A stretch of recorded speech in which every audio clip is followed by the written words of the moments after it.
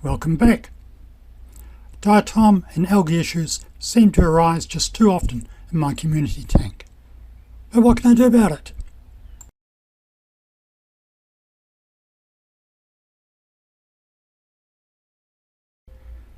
Well, first off, I can go out and buy some takeaways. That will give me a couple of plastic trays which will be food safe, and I can use them for my experiment. The sacrifices I make for my fish. My slow-growing and smaller plants, such as hairgrass, get smothered by algae, and as a result they don't get enough sunlight to thrive and die off. So I thought it's payback time for the algae. Covering up your fish tank entirely so that none of the inside will get light is a technique that's been used by quite a number of people over the years with some degree of success. But I thought I'd try a little experiment first with these trays. So I put a couple of these trays over the plants most affected and weighed them down with stones so they wouldn't move, and then would allow 4 or 5 days before I remove them just to see what has taken place. Now admittedly the diatoms won't be affected because they don't need sunlight to thrive, and there's plenty of diatoms on the glass and rocks and plants in this tank.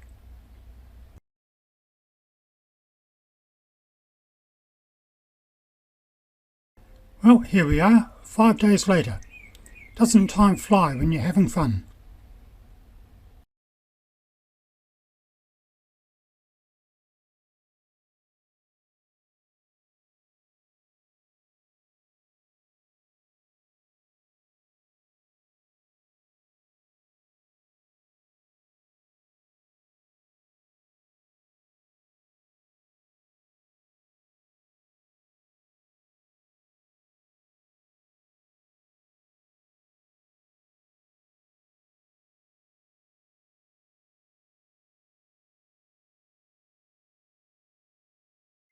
Well, that's looking promising.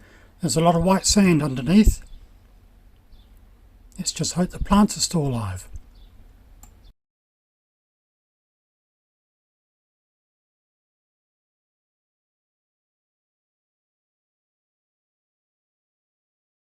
Now that's probably the first time these fish have experienced real snow.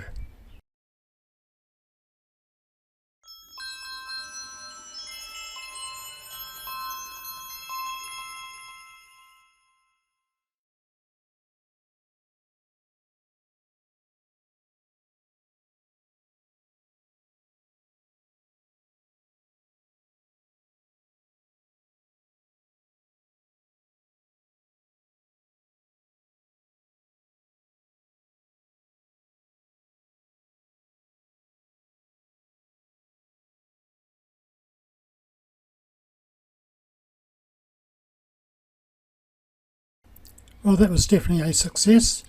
You can actually see the hairgrass now. It was dead to start off with, so not much has changed. But the algae's gone from the sand, and it's gone from the leaves of the crypt. So they would bounce back, no trouble at all. I think it's worthwhile trying the whole tank.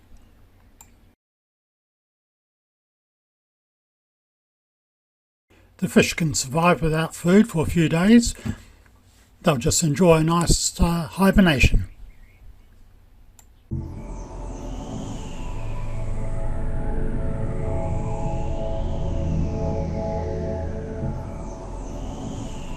I didn't have anything nice and tidy that I could use to wrap the tank up in, so I made use with a couple of old blackout curtains, a tarp, and to top it all off, a barbecue cover. Hopefully it'll do the trick. My wife wasn't too pleased with the change in decor, so after this whole exercise was completed, she bought me a roll of polythene. I'll tell you later what I did with that. Well, here we are. Let's see what the blackout has done. Well, maybe it hasn't done very much at all. A couple of plants are reaching up to the sky a little bit more than they were before, but the sandy area Still some traces of algae. I probably needed to keep the blackout for a further day to really do a good job. Certainly on the glass there's algae and diatoms. And those brown diatoms are largely unaffected by light, so the blackout wouldn't have any effect on them.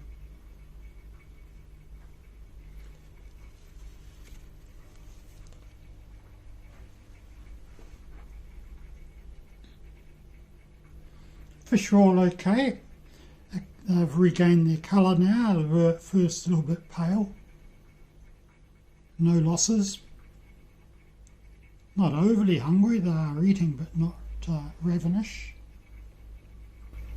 So what I need to do now is just clean this glass and give the tank a good water change. And what I'm going to do for a while is I'm putting the tank water into this container, and I've got a little UV filter there, so I'll run that to hopefully sterilise the water in that sense, and then that'll go into the tank. Of course there's still algae and stuff in there that'll take time to get rid of, but yeah, I'll just think that over a period of time.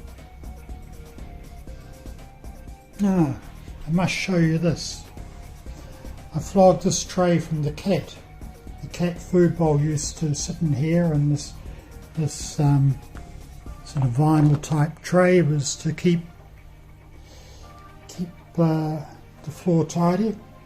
But I thought it's ideal for me when I'm doing a tank clean out.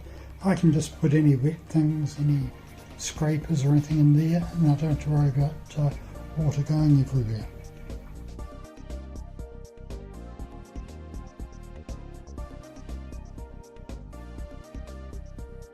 Right, now into the cleanup. I find a toothbrush ideal for this sort of job, especially on the rocks, getting in all the nooks and crannies, and you can also use it on the wider leaves. Some of the leaves you can just rub with your fingers and any algae will come off. I wouldn't really have this problem if I had a decent cleanup crew. I don't have any fish that will do the cleanup job.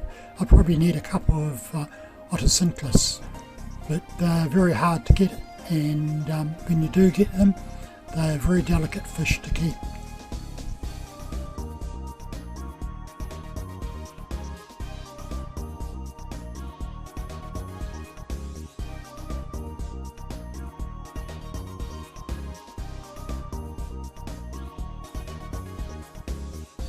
The scraper does a really good job at tidying up the glass, and for the corners of the glass, the toothbrush again comes in very handy.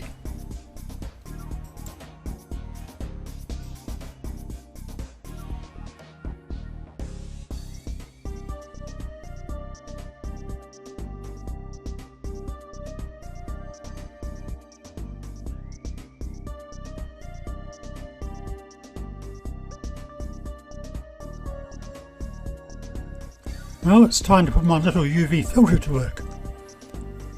This will clean up anything that's in the actual water column itself. Obviously it won't take any algae or diatoms out of the tank if they're on the rocks or in the substrate.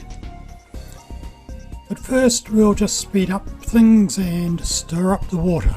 So I've got a little power head or wave maker on the side of the tank here, and I use it during cleanup time just to stir up the water. So we'll let that circulate for a few minutes and see how it goes.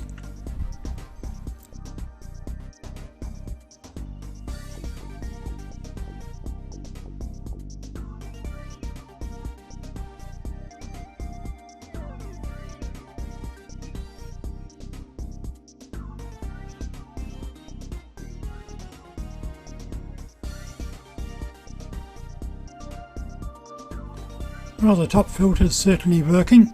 It's catching all of that gunk that's in the water. Now it just remains for me to siphon off the bottom and top it up with nice clean water.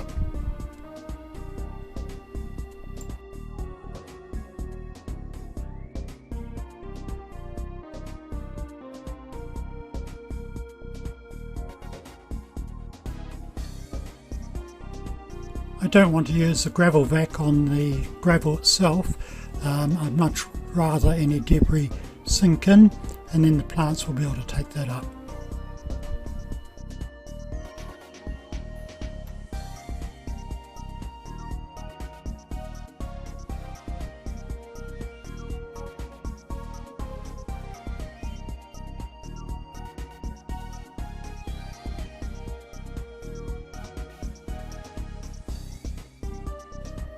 I used to have a small yacht, and I had a spare bilge pump still, so I thought I'd use this as a new system, and basically I'll pump out the fresh water from this wheelie bin and then use that to top up the tanks. The water will be pre-treated with the UV filter, and I'll use a spray bar to just to diffuse the flow of the water into the tank. I drilled some extra holes into it as the first attempt was putting out a very high pressure. This is still fairly vigorous, but it's much better, and it aerates the water somewhat. So I can use this on my two larger tanks. For my nano tanks, I'll just use the same system but pump the water into a bucket and then use that to top up the tanks. So as my tank fills up, I needed a good system to be able to quickly switch off that water. And so I bought a Wi-Fi operated switch. It has an app on my phone, so I just keep the phone next to where I'm working, and I can then just press the on-off switch on the phone to control the pump. It works a treat.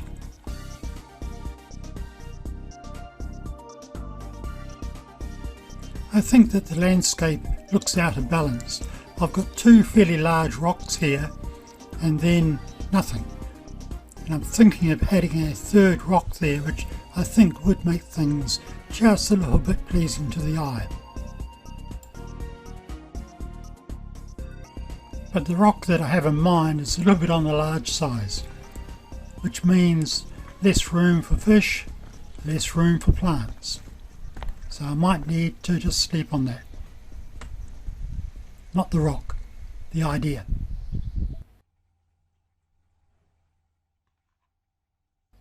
My budget extended to buying a few more plants. So I got a couple of latifolious chain sword plants and some hairgrass.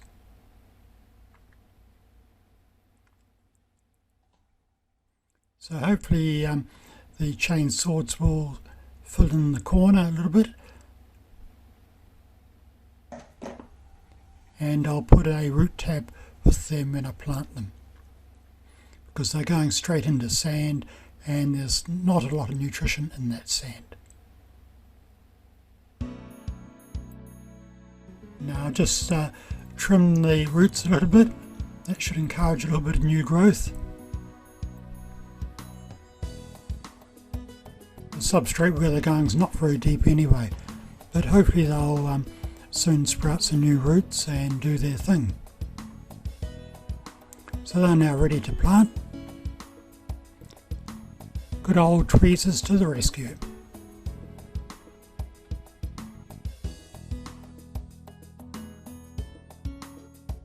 In the long term, it's probably not a good idea having the hairgrass here as well, but it's okay. I'm okay with a slightly natural look.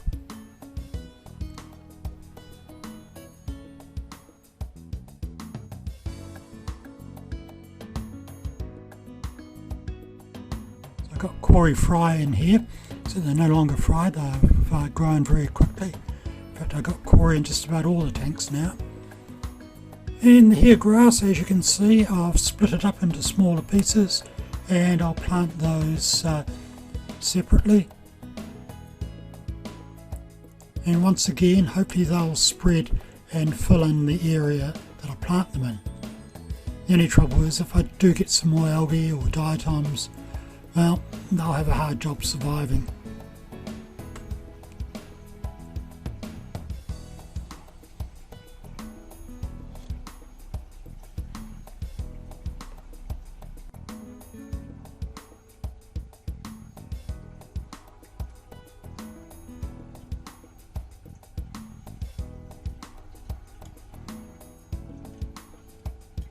And I've decided to get an extra fish for the tank. It's something that likes a little piece of wood to munch on. So, in goes the wood.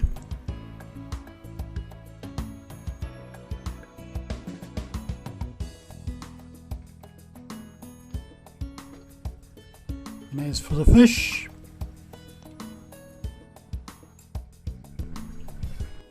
it's a bristlenose. I've never really been keen on keeping plecos, but they do a good job at keeping the plants clean and the glass. Now I've also added a third rock. I didn't go for the large one, but a smaller one which is more in keeping with the other two. In fact, a aquascaping guru would probably say I've now achieved a triangle which diminishes into the vanishing point in the far right hand corner, thereby keeping all fish happy.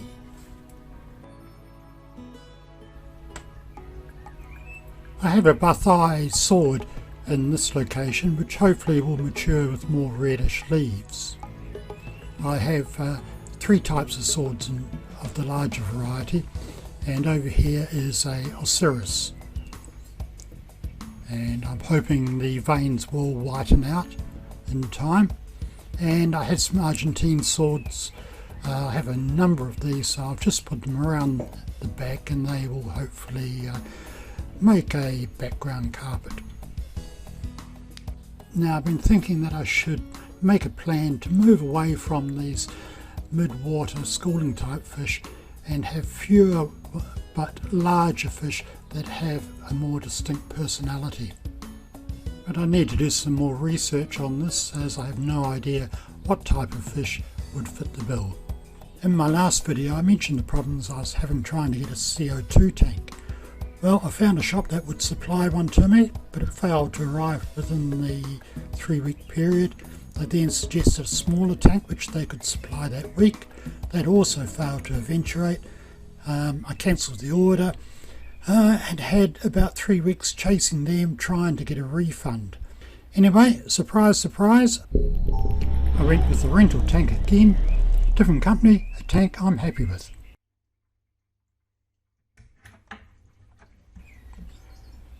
This is a smaller sized tank and maybe it would fit inside my cabinet, although I got a lot of junk in there to be rehoused.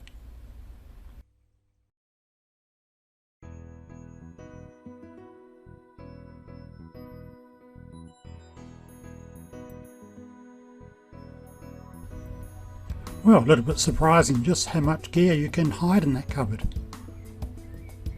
Okay, so there's enough room inside the cabinet to fit this, even with the regulator gauges and bubble counter at the top. So it's probably about the position I'll have it. Then I've got a shelf.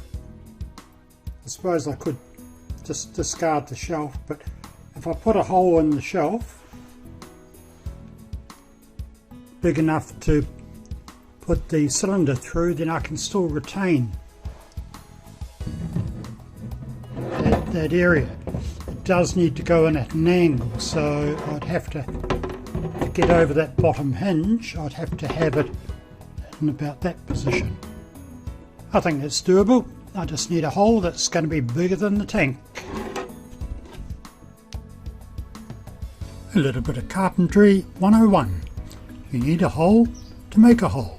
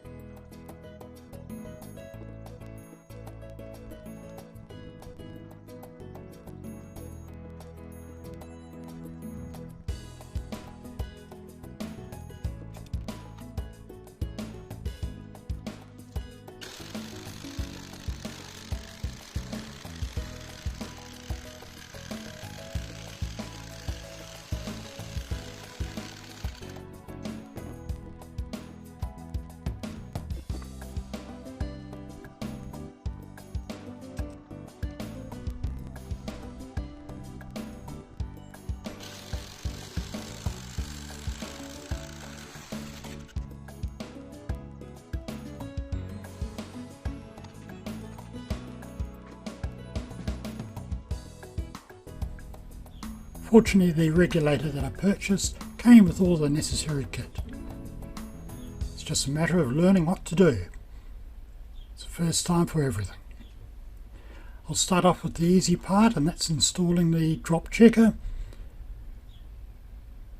and simply add the drop checker solution into the checker itself and install it in the tank.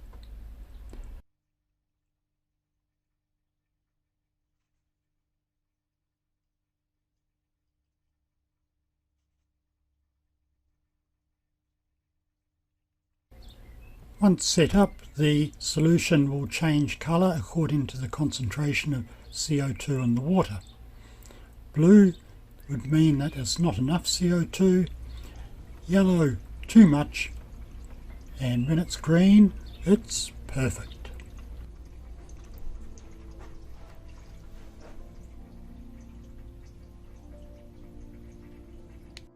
Right, I need to decide where to put the outlet, the diffuser for the CO2. This is a enclosed top. It has the light section in the front and overhead filter system at the back.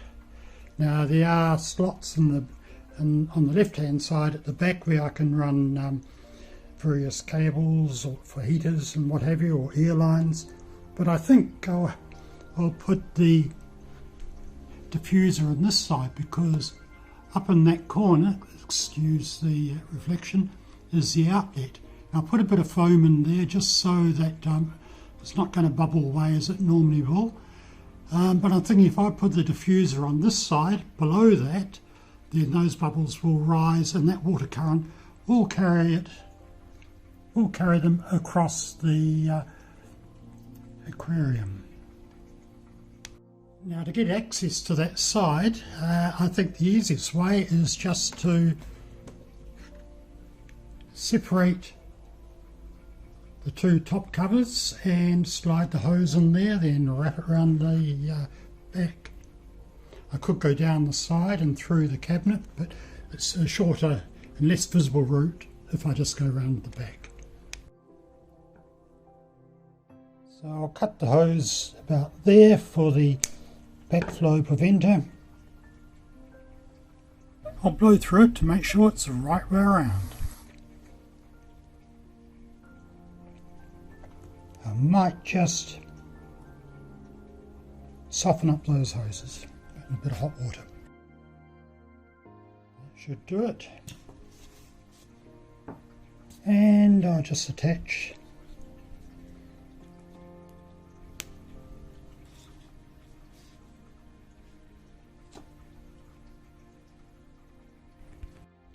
Right, so I've got the diffuser set up on the side of the window. Tube comes out, and a bit of guidance goes around the back.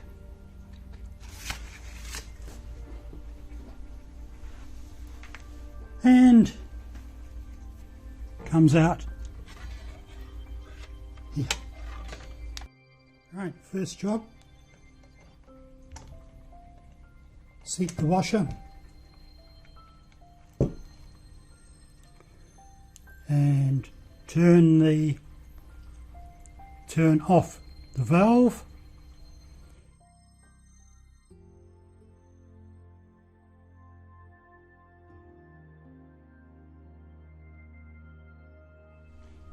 So I've screwed in the regulator and hand tightened it.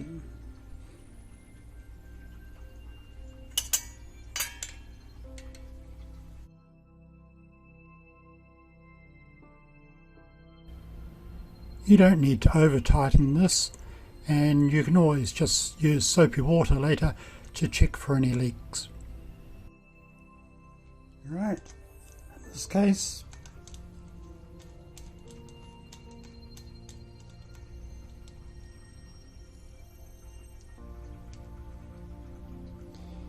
I've attached the drop counter, and I'll just close that valve and take off Now to add some water, I'm actually using some distilled water that I had, and I'd also read somewhere that you can use glycerine. Get the shelf in.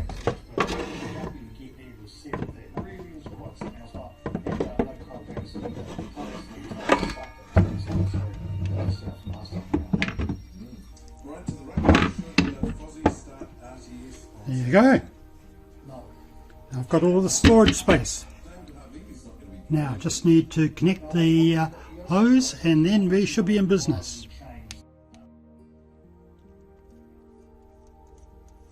So I need to just unscrew that.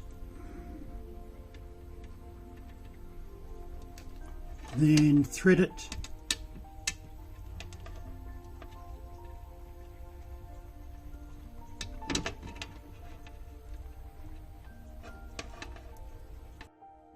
I just use some warm water just to soften up that plastic before I put it on the nozzle, then screw it down. I need to use two hands to do this, so I won't bother filming it. Okay, so we'll turn the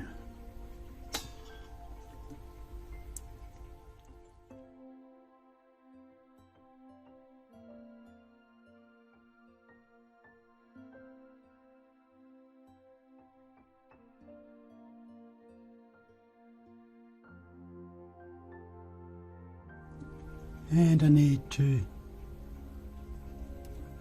adjust this one down to about 40.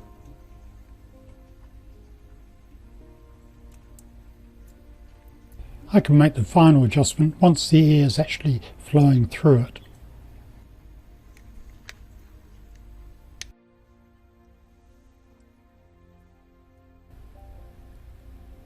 The recommendation is about 1 bubble per second. But of course you'll need to fine tune that once things have been running for a little while.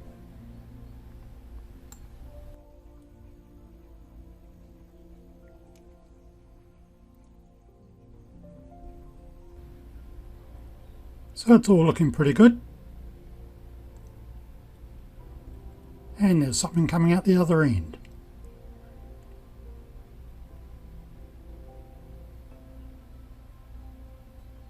I think these bubbles actually do get smaller once it's been running a little while. Look how tidy that is. Okay, so we've got the CO2 plugged in.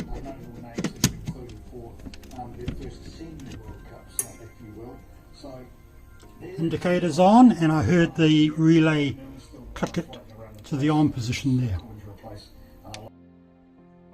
I've got it on a timer so that the CO2 will turn on 2 hours before the lights do and off 1 hour before the lights. Now at a certain time of day the end of this tank gets a setting sun. It only occurs during a few weeks in spring and a few weeks in autumn when the sun's sort of between a particular set of trees.